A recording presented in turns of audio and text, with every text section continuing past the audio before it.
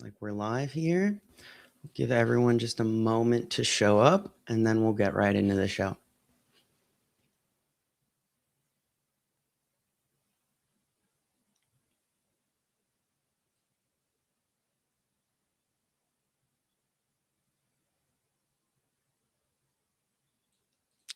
And awesome. Alrighty. Looks like I'm live here on a few different spots here. It's very exciting. Good to see everybody and welcome. You are watching the Firebrand Report live, streaming to you on Centered America in Banner and Backbone Media, bringing you guys real, daily, verifiable, transparent reporting in geopolitics with that analysis to get you guys everything you need to know about what's going on in the wider world and all the things that are going on uh, just outside of our periphery here. So I'm really happy to have you guys joining me today, and I think it's going to be a very interesting. It's going to be an interesting show. We're going to finally chat a little bit about Latin America. Obviously, there's some craziness going on with Cuba, and I did talk this morning a little bit with Arturo Dominguez and Walter Ryan about that on the Friday rant. But we'll talk a little bit about what's going on in general around Cuba and stuff as well. But I'm actually going to be talking about a couple other Latin American countries, but we will talk a little bit about Cuba. So I am now streaming live on Centered America. So I'm now working with Centered America to bring you guys geopolitics. So if you are formerly if you are watching because Centered America, welcome. It's good to see you. If you're wondering why I'm streaming with Centered America, it's because we're working together now because we think all news is important, and that includes geopolitics. So we're going to be bringing you guys that information too as well. I'm going to go through this one a little bit faster today. The only reason being is that I have some things I need to do. So if I can get it done in about 30 minutes, I am going to do that. But we'll take as long as we need. But in general, we're going to kind of just touch on what's going on, and we'll look at the continent itself, not even the continent, the region of Latin America. There's some hotspots going on, particularly in Pakistan, with a war starting between the Afghani Taliban, which is the governing party in Afghanistan, and Pakistan. That was happening and is happening right now. So I put out bulletins on Iran and on the Pakistan and Afghanistan conflict. So if you haven't seen that already, you can actually go to my threads, which should be linked in the link tree, where you can go and you can do that by clicking this QR code here and going and checking out us out there, or clicking on my profile, finding the link tree there. But they're on threads as well. I'll be putting those out. I'm going to be calling those war threads. So if you want to know what's going on about these different conflicts, I'm working on a way to track that and be consistent. So I do have war threads up for those two conflicts, and we'll be building them out later. But that is what's going on, and I'll give you guys there is quick coverage on that in this newsletter today. So the trend that we're seeing in today's newsletter in particular, we're going to be looking at basically three fronts, but it's one pattern. It's the same pattern that we're seeing pop up all over the world, and it's very much in turn and in tune with what you would expect from a world order that is very much in shift here. So this is all over Latin America. We're seeing this too, where we're seeing this shift to escalation. Now, there's a lot of pressure, particularly in Latin America, from the United States and its influence. It's definitely been highly involved in the election cycles in Latin America, particularly South America. And as of late, Chile is a fantastic example. We see a literal Nazi. And I'm not saying that even like figuratively, like he's like, his dad was a Nazi, escaped Nuremberg, yeah, fled to Chile and lived out his life. He's still a Nazi. So his brother's a Nazi, but he did the Make America Great model and worked out pretty well. So, this is the new trend of basically people, if I put it like really simply, throw it at the wall and see what sticks. Uh, and they're using that with basically heavy-handed diplomacy and or internal policy, and that's really getting ramped up here. You're seeing emergency decrees, you're seeing maximalist nuclear terms, we're seeing border wars. There's not a lot of effort to de-escalate. De-escalation used to be like the first thing, right? Anything would happen and then the United States would send a diplomat and everyone would like, yeah, cool it down. But I mean, over the last several months, just look at Thailand and Cambodia.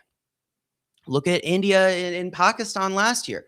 Look at the Democratic Republic of the Congo. Like all these conflicts. Look at Sudan. For like all of these conflicts are getting worse, faster, and de-escalation is just not really seeming to be a priority to these countries in this new kind of take on the world order, if you will. So we're going to touch on all of that, this pattern and all these different stories across the world today, and a lot more.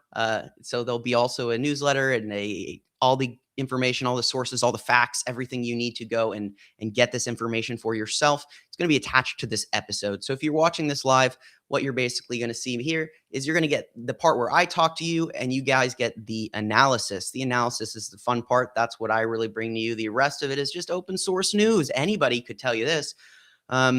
So I'm just the guy telling it to you, but I get to add my analysis. I get to give you guys my 2 cents on what I think it means, where it's going, and give you guys a little bit of direction, maybe build some structure and tie some threads between these different events happening around the world that really do have common themes. And that's what I love to do here. And I'm very happy that you guys are joining me today. So whether you're watching on Centered America, where I am happy to be streaming for the second time now, or you're watching on Banner and Backbone, or you are a longtime Firebrand, whatever the case may be, hit the like button, hit the heart, tap it with your finger. If you're sitting on your computer, take your mouse, move it and go click on the heart button. If you're watching the recording, like this recording. And on top of that, guess what? Restack it. And if you've already done that, then why am I still talking? My friends, it is February 27th, 2026. I'm reporting to you from what was formerly known as the United States of America. At the time, I'm not really sure what this country is, but that doesn't mean the world's going to stop. So we'll figure it out as we go here. But my friends, this is the Latin America and honorable mentions spotlight as we get into the news today, because of course Pakistan and in Afghanistan started to go to war, and Iran has been trying. The United States has been trying to go to war with Iran. So God forbid I get to have my regional spotlight just land on the one region. No. Too many wars. I'm the no war president. There's not going to be any more wars. I'm going to end them. They're going to make a deal. He's going to make a deal. I'm going to talk to him. I'm going to go to Pakistan. I'm going to tell him, you're going to make a deal or I'm going to fire you.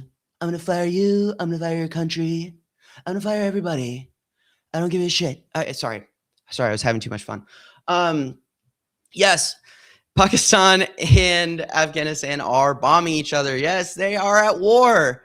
I don't have the exact hourly on this, but I do. They are in fact at war, and Pakistan has said as much. These are the kind of notifications that I get when I wake up and my phone is buzzing in the middle of the night.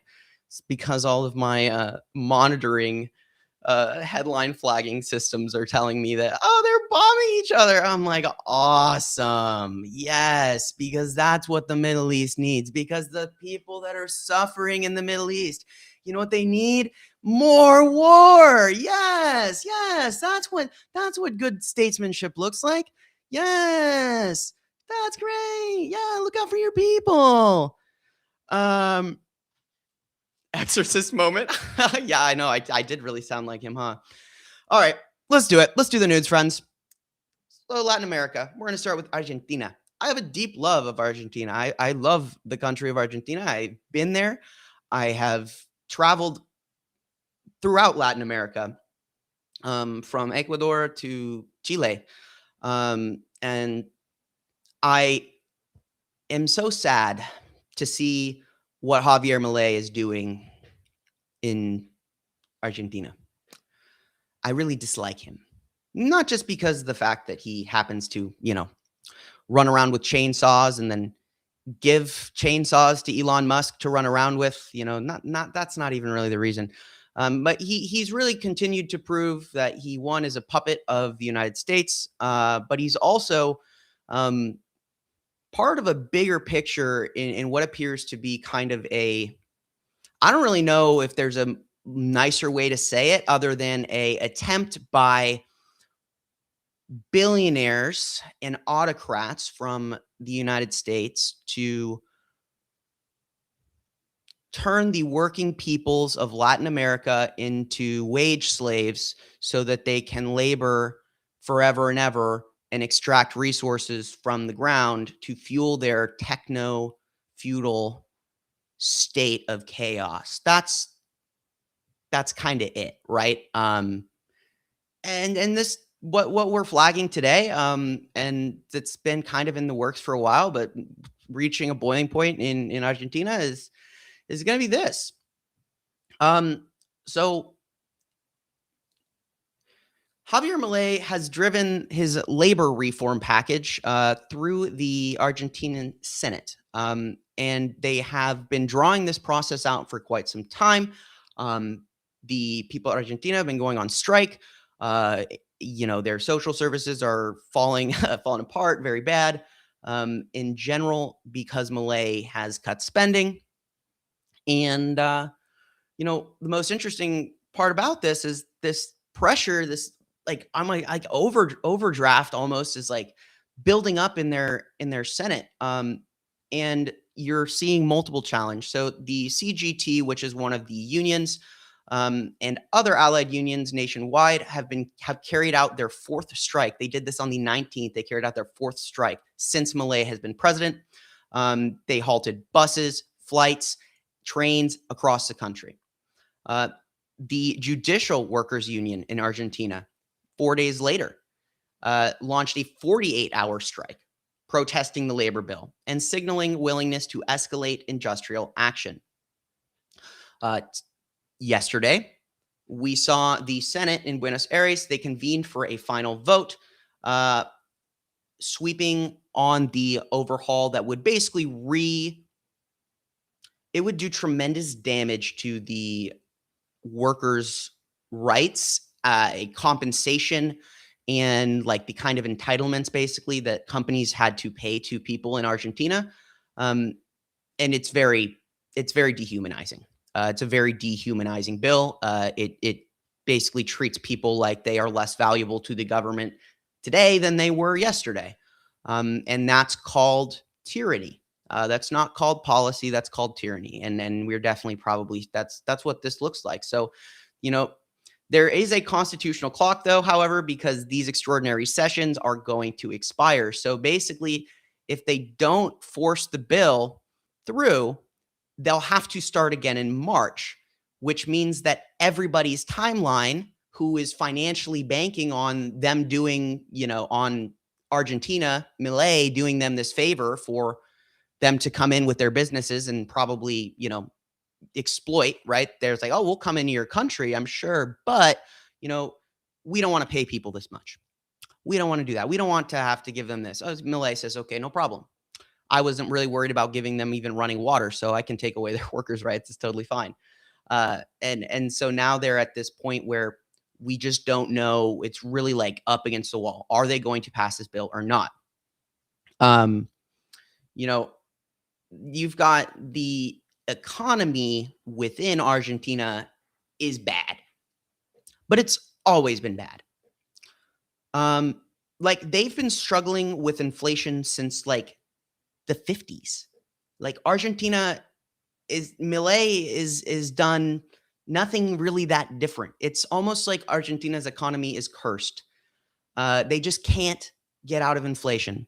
It's a beautiful country with hardworking people and and abundant natural resources, but it's not always that simple. Who has money, who has power, and the people. It's really kind of an enigma. I mean, of course they're making mistakes, but Javier Milei is not like some fix for their problem at all. Um, so the workers' rights unions and all of these groups, they've basically said this is unconstitutional. And the people in Argentina are verifiably extremely upset. The bill aims to rewrite labor protections in one sweep.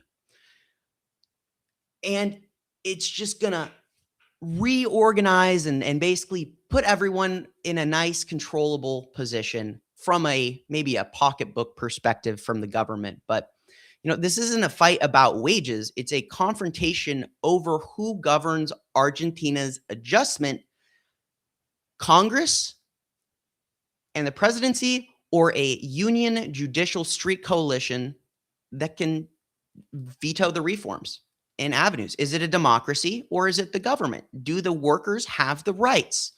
Do workers have rights? And if Milei gets this through, he's demonstrating that, his austerity and his ability to just institutionally drop,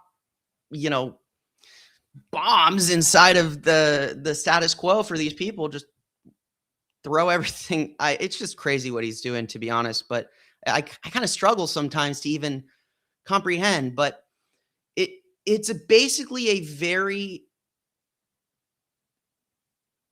if this works, if he gets it through, it legitimizes his position as one who can basically dismantle the rights of the people. And he has the support of the government to do that. If it doesn't, it changes the next part of his presidency because he's now shifting from a disruptive mandate to a minority government. Basically, the people don't actually like you. And they're going to be constantly negotiating under protest and threat. So we really need to watch to see, one, whether you see the use of security forces against protesters, because if the bill passes, they're already protesting. We need to see if what tone Milei brings to his March 1st State of the Union speech, whether that is conciliation or whether he effectively declares war on the people of Argentina.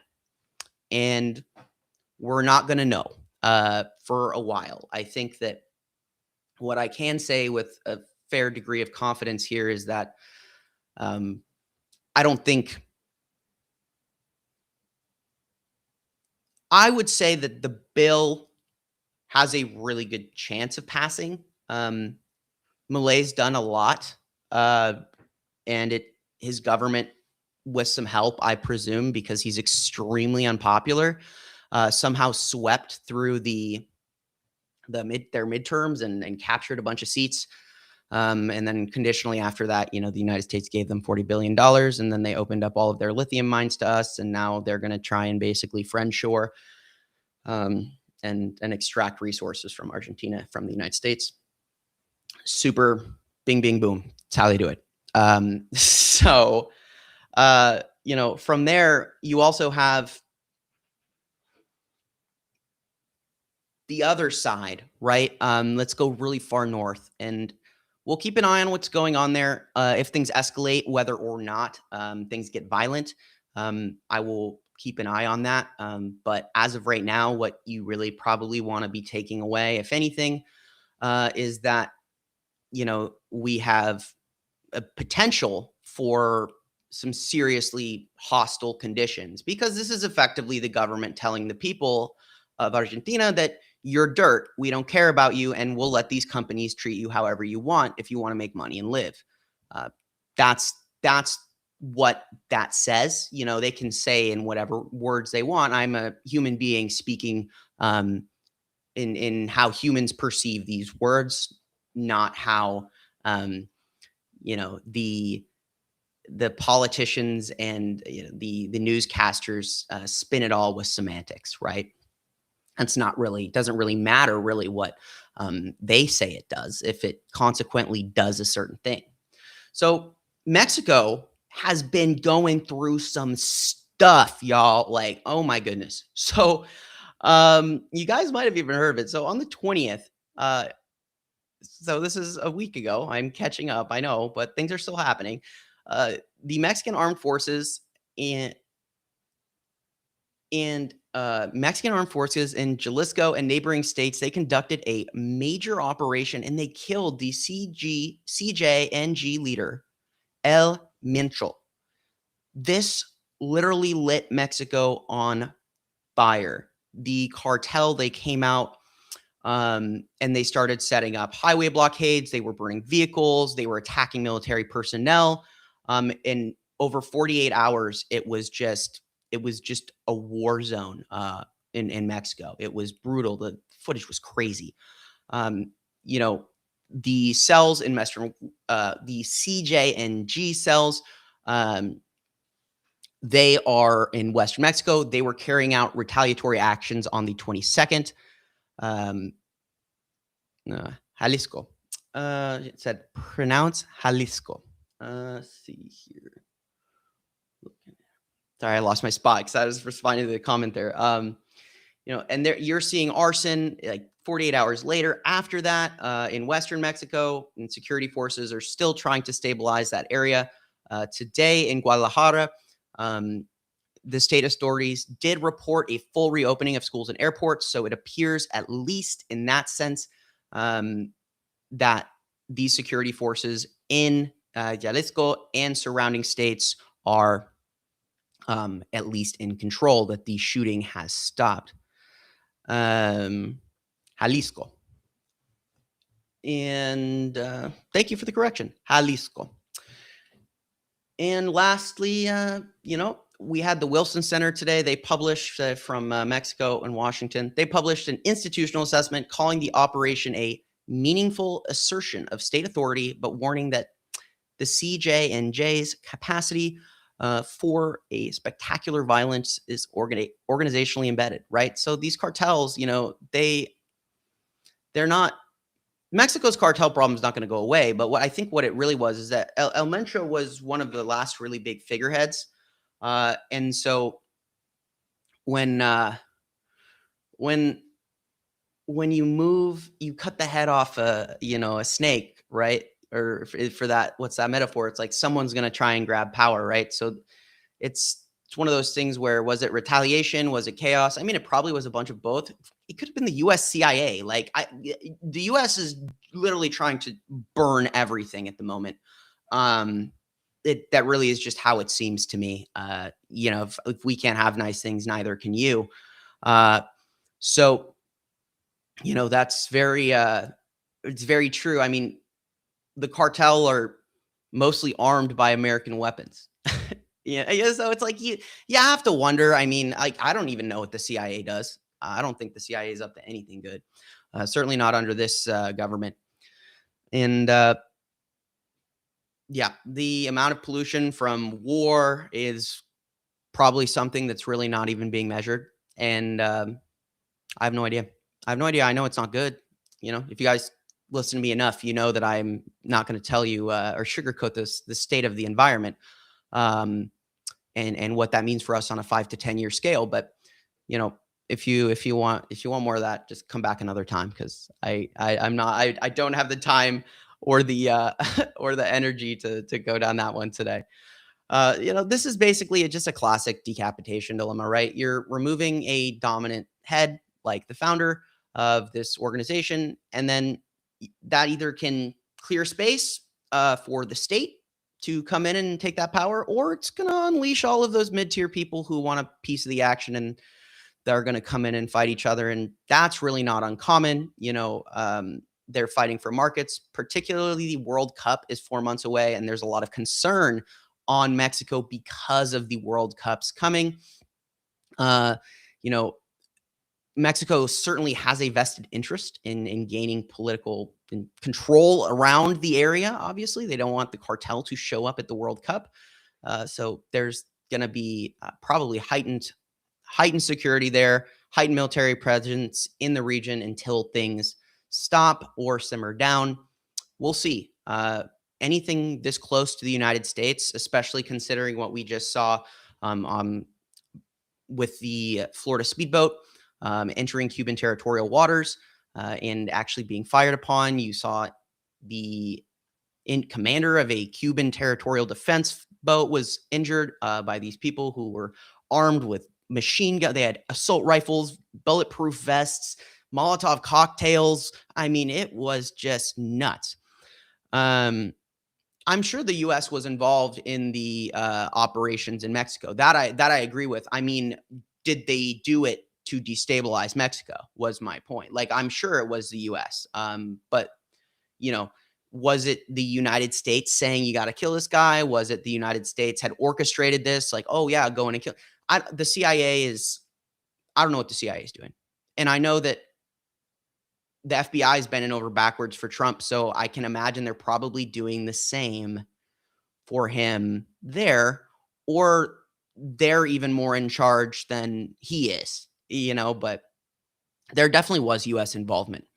I want to talk about generally, though, beyond that, those are two really big flashpoints, and they're important to note because, of course, those flashpoints have potential to become violent. In Mexico's case, it was violent, but in Argentina, we could see it go from it could escalate very quickly in Argentina, especially because the people there are already suffering. They've been suffering under Milei. It's been a ongoing thing since he took power, and he's a bad man. He's besties with Elon, but past these bigger security shocks, there's a broader stress phase across Latin America. And if you watch or read Arturo Dominguez, then you know this. You know all about this. But if you don't, and if you don't read or listen to Arturo Dominguez, go and follow him. Decolonize journalism. Fantastic.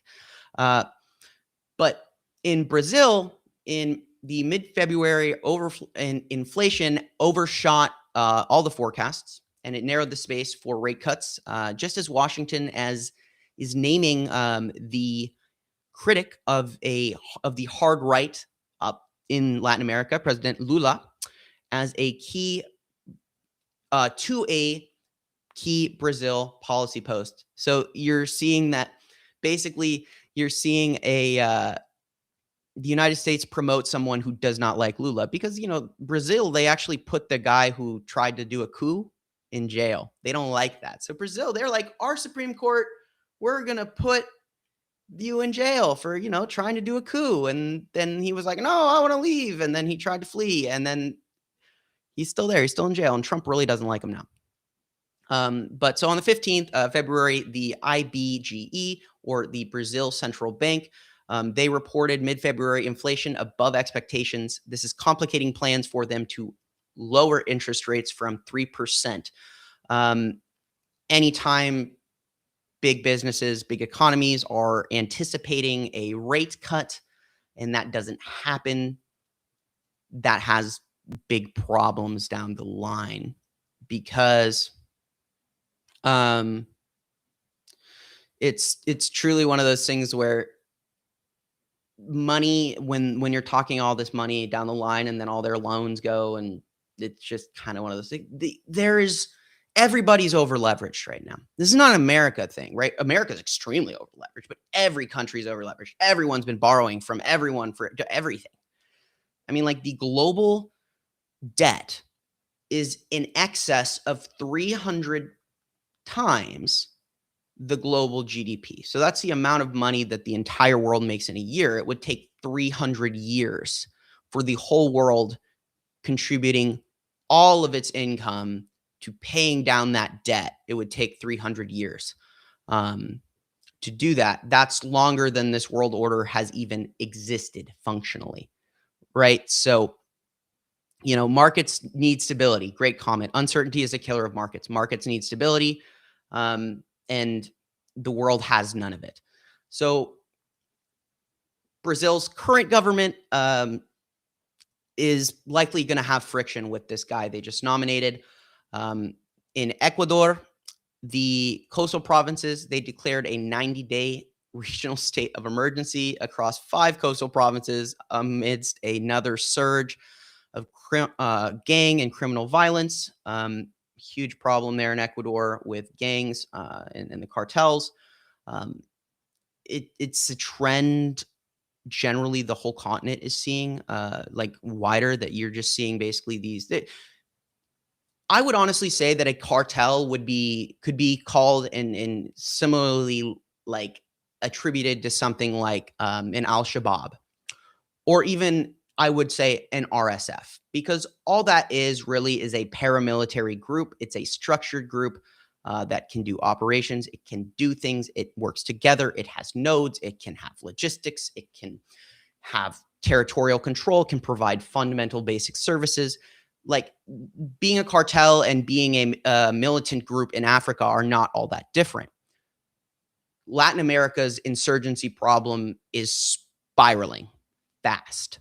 And it's because they are so well armed, probably thanks to all of the guns that are coming out of the United States. Maybe not in full, but I can't imagine it helps, especially when the United States has a vested interest in destabilizing democracies to install loyalists to help them with their friend-shoring gambit to get out from underneath China. This is what's going on. The regional observers in their most recent note here, that from some of my analysts that I was reading, they're talking about, labor rights in general in Latin America are just while strikes and reforms are either or. So it's really messy. It's really messy right now. And it's not as unstable as somewhere like the Sahel in Africa, but it very well could be. You're only like one collapsed government away, and one collapsed government away, a couple add a breakaway territory here, a breakaway territory there, and then you've pretty much got the same level of regional chaos as the Sahel, because it's all holding together, but just barely. So Geneva, of course, we've had our talks going on between the United States and Iran. So Jared Kushner and Steve Witkoff have been buttering up the Iranians for, I don't even know what. You ever wonder what they actually talk about? Because I can't imagine they go and they actually, these people don't actually know what they're doing, right? Because I can't imagine Jared Kushner actually knows anything really about anything. I think he knows about what he's trying to do, but from the actual geopolitical, the diplomacy aspect, I don't think they know what they're doing. I don't think they know what they're talking about. They're kind of just doing whatever they want, and then they have the line that they're supposed to feed after they walk out of the meeting. But they called considerable progress, but failed to reach an agreement as both sides are still clinging to incompatible red lines. Washington wants the dismantlement of key facilities and an open-ended deal. Tehran wants to get enrichment rights and sanctions reliefs that will ensure its survival. Neither side wants the other one to have what it wants. So this is, honestly, anytime I see a U.S. negotiation, I am asking myself these days, why? What's the point? What's the point of a negotiation with the United States? What's the point? It seems like negotiation just doesn't have a spot at the table anymore. It's very worrying. Because a lot of these conflicts, like the one we have to cover in Pakistan, people are just less worried about the negotiating and more willing to do the shooting. And that's trend that we can see that's like happening. So, the meeting itself on February 22nd, they were discussing an interim deal. Nothing really changing. Updates come out on that same day, floating the possibility of sending half of the enriched uranium to somewhere else. Ultimately, Iran didn't go for that. They wrapped up talks, which they described as intense yesterday, with U.S. demands reportedly being the dismantlement of facilities at Fordow, Natanz, and Isfahan, and transferring the enriched uranium to U.S. custody. So decommission all your stuff. Take apart all your missiles. I want you to take them all apart, and I want you to give us all your uranium, and then we won't bomb you. Iran's like, yeah, no. Nope. Anything else? I like, dude, that's what you're gonna ask. Like, this is just, it's entirely incompatible. It's very clear to me, and I'm gonna. This is my opinion, okay? Because there's like, this whole thing's a nothing burger until it's something, and I could keep reporting on like these talks, but I'm like tired of reporting on talks. Like they're nothing. And there's a lot to talk about. I mean, I'll be reporting once the missiles start flying. I'll be reporting once we're getting confirms of civilian casualties and trying to make sure people see, what's coming, like what's happening. I don't know what the point of these talks are, at least with the United States, because all of this ends with a dramatic conclusion. And it's not a pretty conclusion. It's not a fun one. And it doesn't end the way the United States thinks it's going to end. And I'm not looking forward to this one. I would love for them to somehow make peace. I am not looking forward to this one. It's going to be bad. So hopefully we can, hopefully some aliens come down and, suck up, Donald Trump and all these, Donald Trump, Witkoff, Kushner, and all these diplomats and the Ayatollah, and whoosh them off to a different planet. Because if they don't, we're going to see some war. Whether or not, though, when here's the real kicker for the U.S. I mean, I think in general, is, are they confident? I don't think they're confident right now. I think they're very far from confident, and I think that is meaningful in the sense that, like, we're seeing them not do anything. I think they would have liked to do things earlier, and they're not confident, and maybe they're realizing that there's like a reason. Arturo said this today during our show.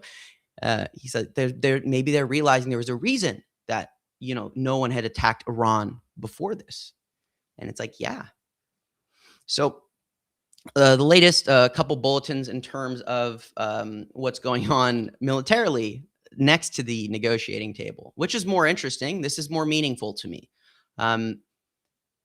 Iran's missile development and sanctions evasion infrastructure are being heavily scrutinized right now.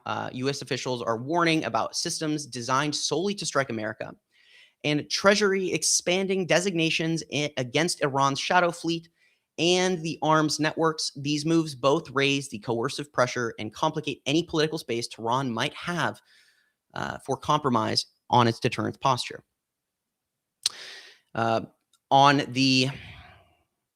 So yesterday, on the 25th, Washington claimed Iran is working to build missiles that will soon be able to hit the United States. That claim, maybe, probably, sure, could be. The Department of Treasury, they sanctioned 30 individuals, entities, and vessels yesterday, tied to illicit Iranian petroleum sales and support for ballistic missile and advanced conventional weapons programs. A Arab diplomat told Israeli media in Iran told Israeli media that Iran is willing to reduce enrichment from 60 to roughly 3.6% in exchange for relief, aligning with the JCPOA constraints, but not addressing the missile issue. And as well, yesterday, Iranian opposition outlets as well online were highlighting U.S. remarks by U.S. Secretary of State Marco Rubio, warning that Iran is rebuilding missile capacity intended for long-range strikes and that it is not yet enriching but will restore the pathways. From Tehran's perspective, I mean, its proxies are, and its missiles and its proxies are the net. It's guarantee. The missiles are the reason that the United States isn't attacking them right now. There's no reason for them to give up those missiles. It's the reason the United States isn't bombing the crap out of them right now. What I will tell you is that it seems like, whatever the case, Washington's asking for something Iran will not give them, and they have not budged. Iran is asking for something that Washington will not give them, and they have not budged. The world is very concerned about this because a conflict around Iran would likely result in the closure of the Strait of Hormuz, which is basically the jugular for the oil and liquid natural gas trade, which unfortunately is like the, circulatory system of global capitalism, which is a sickness and is going to kill us all. But for the time being, that's what we need to work within to replace as quickly as possible. But regardless of the case, that sends the markets into absolute chaos. Now imagine simultaneously that the markets go into chaos, the Strait of Hormuz is closed, an American aircraft carrier sinks to the bottom of the Arabian Peninsula, and suddenly everything is crazy. So the people of Iran, they want freedom, and I support them. But freedom is not America firebombing thousands of innocent people in some kind of half-baked military operation that completely neglects the wider strategic picture and the capabilities to defend your own assets from retaliation. So it's that perspective where you almost have to be looking at these guys like, what are you even talking about? Like, it's delusional. This entire thing is delusional. The United States doesn't have enough interceptors to stop a successful Iranian attack. If I'm wrong, that's great, but I don't think so. I don't think I'm wrong. I looked at this 100 different ways. And if you've seen me recently, I've probably said this. It doesn't make any sense to me why they're doubling down on this. If they wise up, it's possible they just say, I honestly think that the discussions probably are something like this. Hey, Iranian official, Donald Trump would really like to, bomb a couple of your missile sites, and then we'll leave. Is that okay? We just really want to bomb you. We need to bomb you so we can say we won, and then we'll leave. And Iran's like, no, we did that last time. I let you bomb me last time. And I launched the missiles back and we said, okay, we're done. And you came back. So you want to do it again. This time, I don't think they were messing around. And at the same time that, if Turkey and Egypt and Saudi Arabia, if they didn't have enough to worry about with the United States and Iran, well, Pakistan is now in an open war with the Afghan Taliban, effectively meaning that Pakistan and Afghanistan are at war. The Taliban was hit hard when Pakistan launched strikes in Kabul, Kandahar, and other regions targeting military and security assets. This is a huge break. I mean, there's been tit for tat skirmishes on the border, but nothing like this. This is a total break from a earlier ceasefire, that has been in place. And so the timeline we have is this.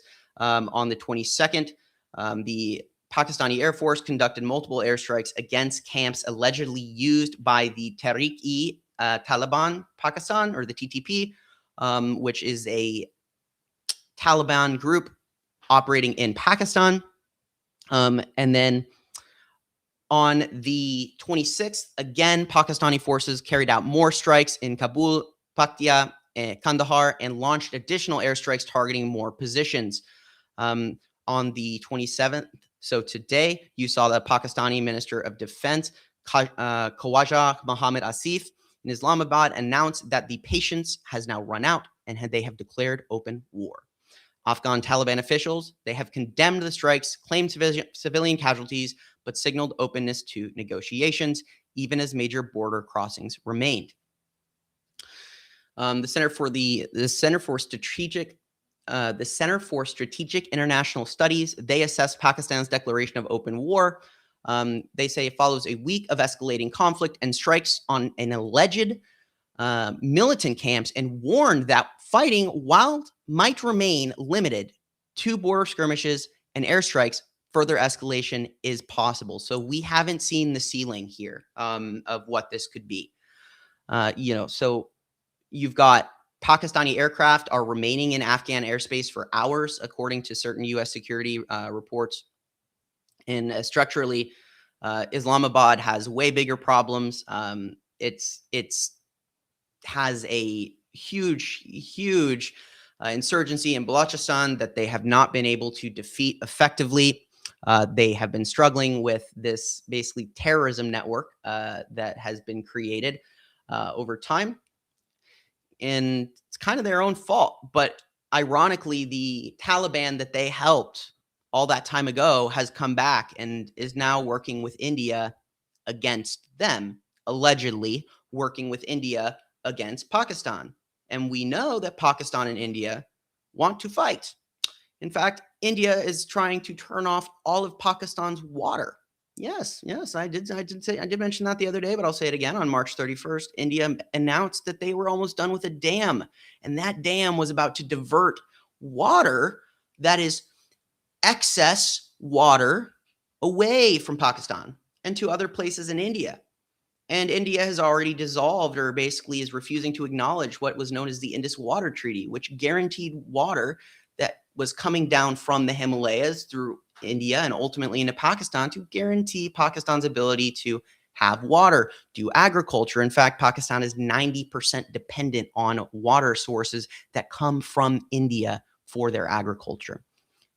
Pakistan's looking at like a month, and then they're going to have to figure out how to replace 90% of their water supply for agriculture and stuff like that. I mean, that's nuts. It's really crazy. There's a ton of pressure on Pakistan right now. Not to mention that this is more important on an abundance of reasons. Like in Pakistan, you have China heavily invested in Pakistan, billions of dollars. It's the anchor of their Belt and Road Initiative. They've been critical of Pakistan because they haven't been able to protect the Chinese nationals that are in the Balochistan region from insurgency, despite the killing of hundreds by security forces in Pakistan. They are not. It's the same trend with every freaking insurgency in the world, guys. It's the same thing. It's like reading the same chapter over and over again and just changing the names. The government oppressed or abused the people. The people got upset or angry. The people that get upset or angry, some of them become violent. Some of them remain suppressed. Okay. And then the government says, oh, we'll handle it. And they tell everyone they got it because they want them to invest money and send money and invest your Western money, build your plants here, build your mines. We want it. We'll take care of it. And then they can't. And suddenly you have all of this super valuable money-making infrastructure laying around. And the government says it's safe.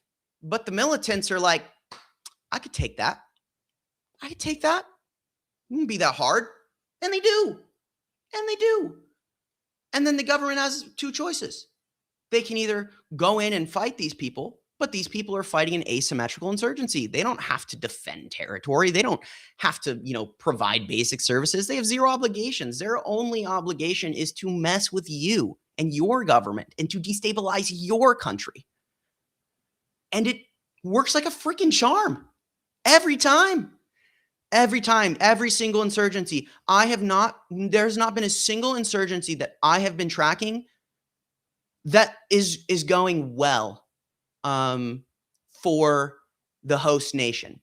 Now, there's insurgencies that are being stomped out by helping other governments, right? Like other governments, like what happened in Yemen with the STC is probably the best example we've seen of an insurgency being effectively stomped.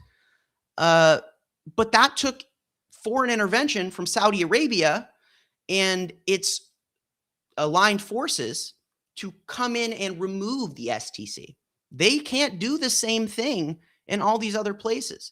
These Western governments do not. The more unstable the world gets, the more powerful these people become, because the more unstable the supply chain gets, the more leverage it gives people who are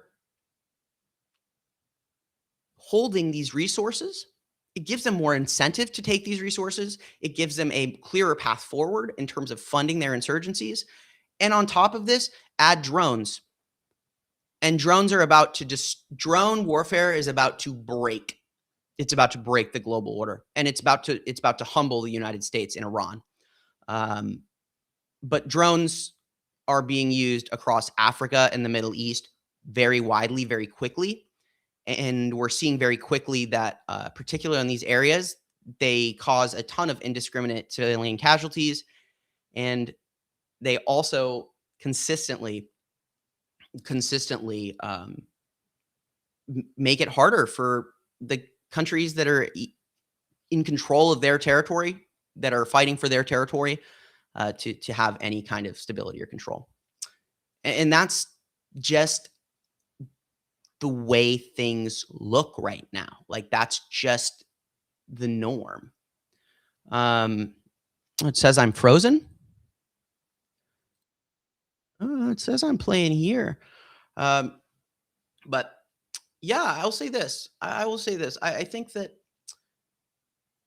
one, if you just got here, hit the like button. Two, if you want to know more, I've got a whole newsletter with sources and extra reading and everything attached to this video. So make sure you go and check out that video. Make sure you go check out that video when it posts and like it and restack it and whatever. That'll be cool. If you guys want to support my work, if you guys want to see more geopolitics, subscribe. You can do that here. You can do that at any of the social medias attached to this little QR code here on my screen. So if you go to the screen there, you see that, it'll take you to a link tree, and you can go to that little link tree, and it has all my other socials on it. It has a TikTok on there. We have a Threads.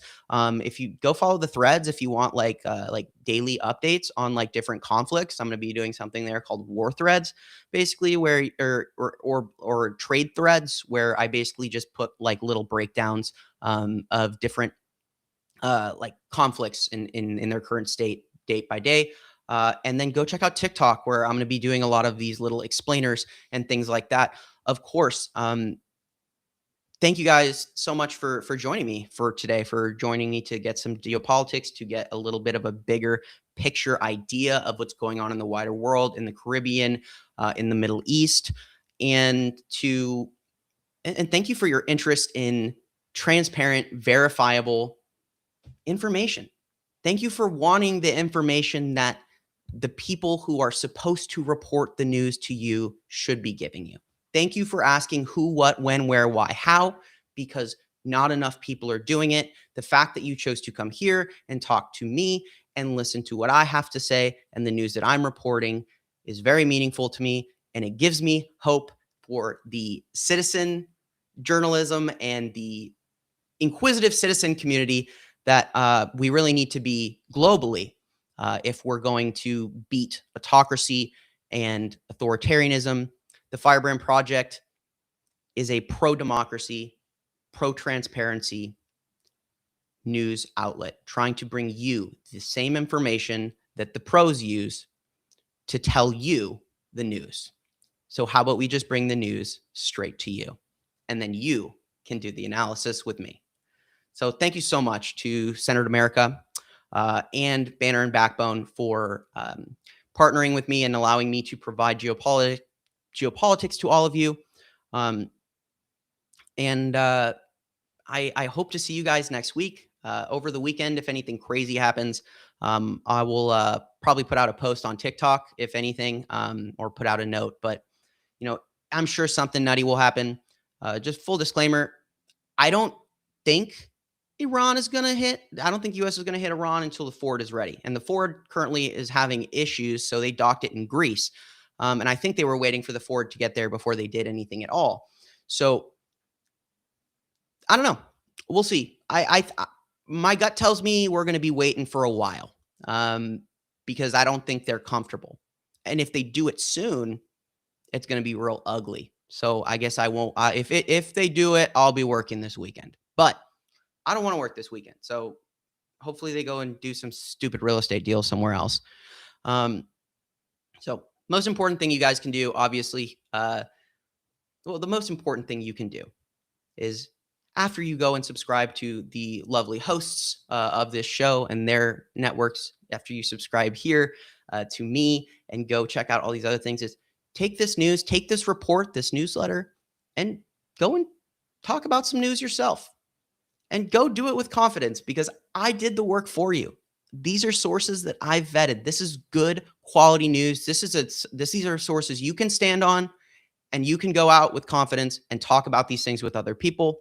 And that's how we dig in our heels and we hold the ground in terms of transparency, in terms of journalism, in terms of knowing exactly what we expect from independent journalists, that being the whole picture and no more of this. I'll give you only 4 or 5 of the Q6. No, who, what, when, where, why, how. And if you don't know, tell me what you don't know. So until I see you guys next week, enjoy your weekend. Try to make some time for yourself. Try to step outside, touch some grass, hug some trees, and spend some time with the people you love. And until next week, my friends, I appreciate each and every one of you, and I will see you all later. So remember, burn bright, resist, and I will talk to you all later.